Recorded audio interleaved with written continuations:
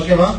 இப்போ நான்காவது வகையில பரமேஷ், இவங்களுக்கு வந்து எஜுகேஷன் கிடையாது, நிலம் வைத்திருக்கான உரிமை இருக்கா, அதுவும் கிடையாது.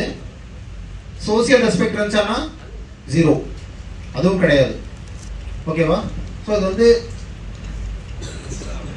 இதுல ஈஸ்வரன் எங்க ஸ்டே பண்ணி இருக்காங்க, இடம் வாழ்ந்துட்டு இருக்காங்க, பகுதிகள் எது அப்படின்னா இந்த லேண்ட் ஸ்லைட்ஸ் வந்துட்டு கிளைண்ட், ஓகேவா, ஜென்ரலா இருக்கக்கூடிய மக்கள் வாழக்கூடியது.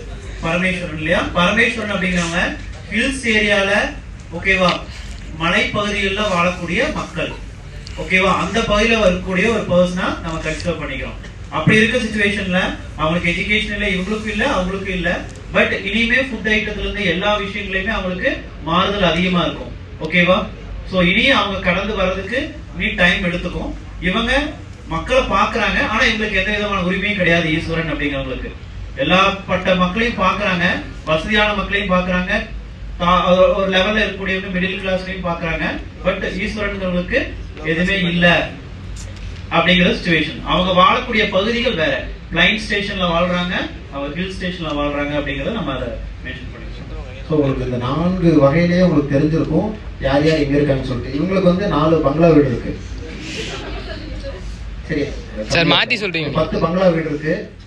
கவர்மெண்ட் குவார்டர்ஸ் இதெல்லாமே கவர்மெண்ட் கொடுத்துருக்காங்க, எல்லாமே வச்சிருக்காரு. இப்போ இவங்களுக்கு வந்து பண்ணையார் வீடெல்லாம் இருக்கு.